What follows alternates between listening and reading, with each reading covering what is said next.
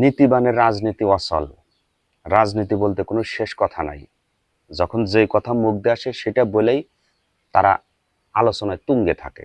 জঙ্গি, মৌলবাদী, নাশকতাকারী, মুক্তিযুদ্ধ, স্বাধীনতার সপক্ষের শক্তি, এটা ছিল 16 বছরে হেডামালার একটা চেতনার ডায়লগ।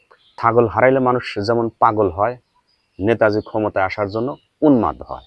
নেতাজি বলছে বর্তমানে মৌলবাদীরা যেন আবার মাথাছাড়া না দেয়, তাদের যেন আবার অভয় অরণ্য না হয়, সেটা আমাদের দৃঢ় প্রত্যয় ব্যক্ত।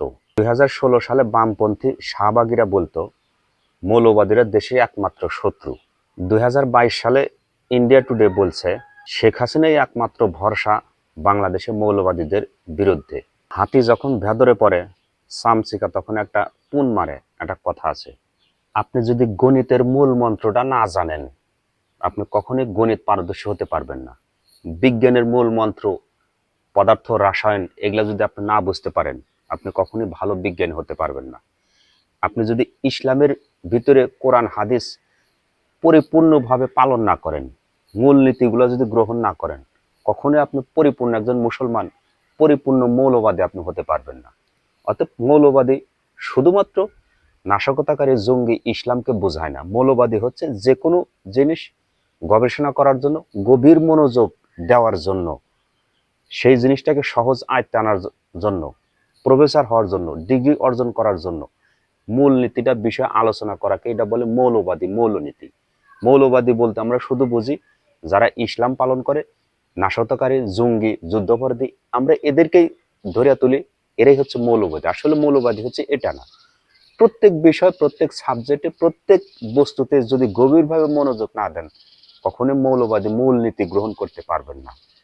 আর অথচ আমরা এই কথাটা মায়ের প্যাচ, আমরা সবসময় আলেম ওলামা এবং ইসলামের বিরুদ্ধে আমরা এটা নিয়ে ব্যবহার করি। পাঁচাটার কোনো সুযোগ নাই, কাউকে তেল মারতে আসি নাই, তেলের দাম এমনি বেশি, আগে দলিলটা দেখাই।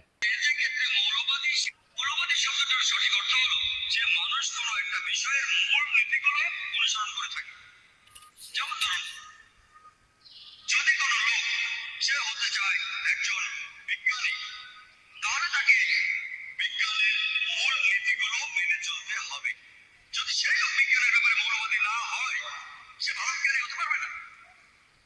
যদি একজন লোক ভালো গণিতজ্ঞ হতে চান, তাহলে তাকে গণিতের মূলনীতিগুলো অনুসরণ করতে হবে। যদি সেই লোক গণিতের ব্যাপারে মৌলবাদী না হয়, সে ভালো গণিতজ্ঞ হতে পারবে না। দেশকে কোনো চরমপন্থা বা মৌলবাদের অবহেলন্য যেন কোনোদিন পরিণত হতে না পারে, সেটিও কিন্তু আমাদের প্রত্যাশা। এই দেশকে কোনো চরমপন্থা বা মৌলবাদের অবহেলন্য যেন কোনোদিন পরিণত হতে না পারে, সেটিও কিন্তু আমাদের প্রত্যাশা।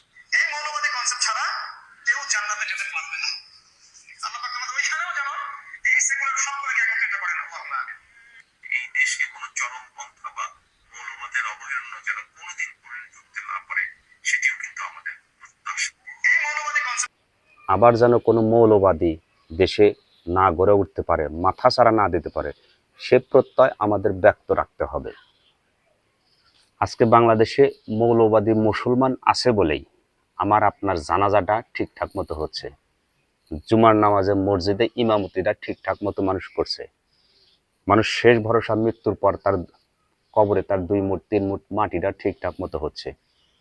যদি মৌলবাদীরা যদি না থাকতো, আর মৌলবাদী আছে বলেই এখন আপনার ব্যবসা প্রতিষ্ঠান, দোকানপাট, প্রত্যেক জায়গায় যে কোনো অনুষ্ঠানে কোরআনটা শুদ্ধভাবে পড়া হয়, কোরআনটা শুদ্ধভাবে তেলাওয়াত করা হয়, কোরআনটা শুদ্ধভাবে পড়া হয়, এই মৌলবাদীরা আছে বলেই। অথচ নেতাজি বলছে আবার যেন মৌলবাদীরা মাথাছাড়া না দিতে পারে, সেই বিষয়টা আমাদের প্রত্যয় ব্যক্ত করতে হবে। আর এই জন্য মানুষ বলে কথায় তিতা কথায় মিঠা, কথায় ছোড়া বিষ। মানুষ এই কথার কারণে অনেক ক্ষমতা, পদ হারাইছে। আর সামান্য একটা কথার কারণে মানুষ তার সম্মান আকাশ ছোঁয়া উপরে উঠে গেছে। ভালো থাকবেন, সুস্থ থাকবেন, আল্লাহ হাফেজ।